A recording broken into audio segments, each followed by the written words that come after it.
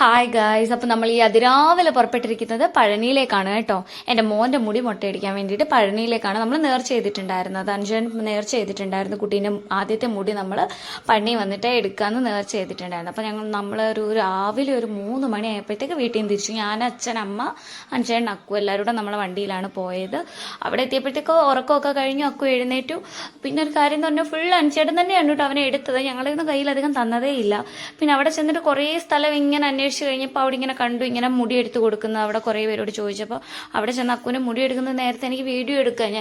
എനിക്ക് സത്യം പറഞ്ഞാൽ ഭയങ്കര സങ്കടം വന്നു. എന്തിനാണെന്ന് എനിക്ക് അറിയത്തില്ല. ഞാൻ വീഡിയോ എടുക്കുന്ന സമയത്ത് ഞാൻ തേങ്ങി കരയായിരുന്നു കേട്ടോ.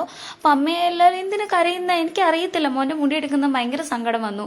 വേറൊരു കാര്യം എന്ന് പറഞ്ഞാൽ പെണ്ണുങ്ങളൊക്കെ അവിടെ മുടി എടുക്കുന്നുണ്ട്. അക്കുവിൻ്റെ അപ്പുറത്തിരിക്കുന്ന ഒരു 40-45 വയസ്സുള്ള ഒരു ചേച്ചി ഫുള്ള് മുട്ടയടിച്ചു കേട്ടോ.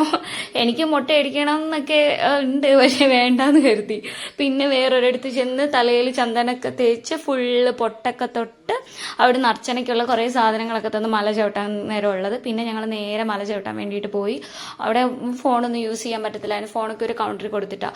എൻ്റെ ചെറുപ്പം മുതലുള്ള ആഗ്രഹമാണ് കേട്ടോ പഴനി പോകണം എന്നുള്ളത്. എൻ്റെ അച്ഛമ്മ ഉള്ളപ്പൊക്കെ കൊണ്ടുപോകുമെന്ന് പറയും, പക്ഷെ ഇതുവരെ എനിക്ക് പോകാൻ സാധിച്ചിട്ടില്ല.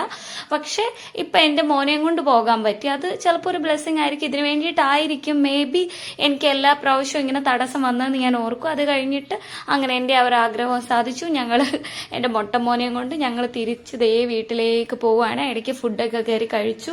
ചേച്ചിയൊക്കെ വന്നിട്ടുണ്ടായിരുന്നു കേട്ടോ. അങ്ങനെ ഒരു ഹാപ്പി ആയിട്ട് വന്നു.